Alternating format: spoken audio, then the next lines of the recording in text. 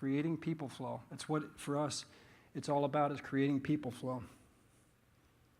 This is a diagram that we oftentimes use to explain. Churches in the past were created very sequentially. You had a place to worship. It maybe had some expansion capabilities. There was a little narthex on the front of that building where people could come in and receive a bulletin and shake the rain off and so forth and go into worship, and then they would go home. As time went on, we started to specialize, and we started to create space that was unique to children. People got tired of little children crying in the worship service. 100 years ago, it didn't matter. 50 years ago, it was starting to become bothersome. So they would create nursery spaces. They would start to create space for little children, for education opportunities and so forth. Then they would create an adult classroom wing or an administration wing, or we need a place for fellowship. Underneath the church didn't work for fellowship. So when you came into a sequential church, and I was born in Christ in a church that was exactly like this, I was brought into a church that I needed to be given a guide map or physically a guide. They would have people posted that knew the building well enough to be able to say, hey, Joe here is going to take you and show you where to take your kids because you're never going to find your way unless you go with Joe. And we would go wandering through the tunnels and so forth and finally come up where we needed to come up in our building. So in those days, it didn't matter because people weren't making decisions about where to go to church based on the architectural layout of a building. They weren't making decisions about where to go to church based on what the security provisions were for their kids. Security was a non-existent thought in our minds. When we got to church, with my kids were, 25 years ago when my kids were little and we got to church, car doors flew open, boom, gone. They knew where their friends were. They were off. We were not checking them in and asking questions about my daughter's diabetic needs. We weren't doing that. Kids were just gone. And if I wasn't teaching their class or my wife wasn't teaching their class, we picked them up 3 hours later, or they picked us up. They would come wandering back to where we were because they knew where to find us. So times have changed.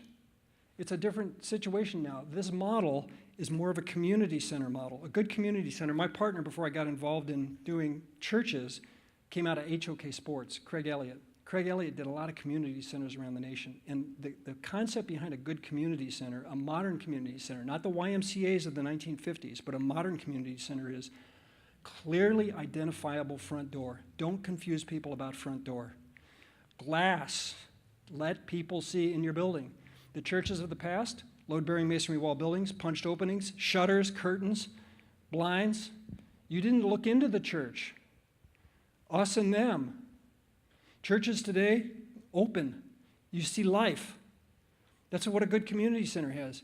And when you walk into a modern community center, ones that Craig was designing, it wasn't the ticket taker in the hallway down to the little sign that said men's locker room, and you went through the men's locker room and through the shower room and eventually found the pool and the gymnasium.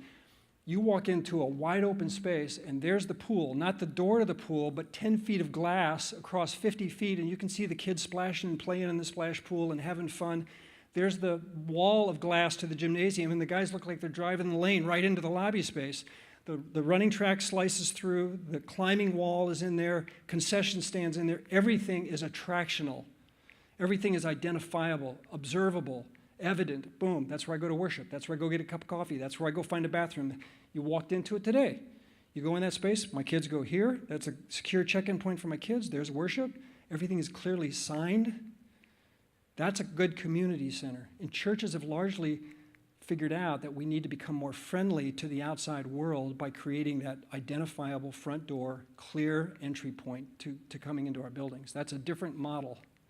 This is a project that we did over in Chesapeake, the Believers Church, that was patterned after this building, where we have that clear space where we go into and everything's available off there. There's where my kids go to play, there's administration, there's worship, there's bathrooms, there's cafe, there's kids' check-in point. Everything is available to us there, even small group spaces where people can come and hang out during the week and have their small group meetings in a space like that. Ultimately flexible spaces too, spaces that we can add on to very easily. If the kids' programs take off, we can add on to it without disrupting the flow of the church. It's not right in the middle of everything.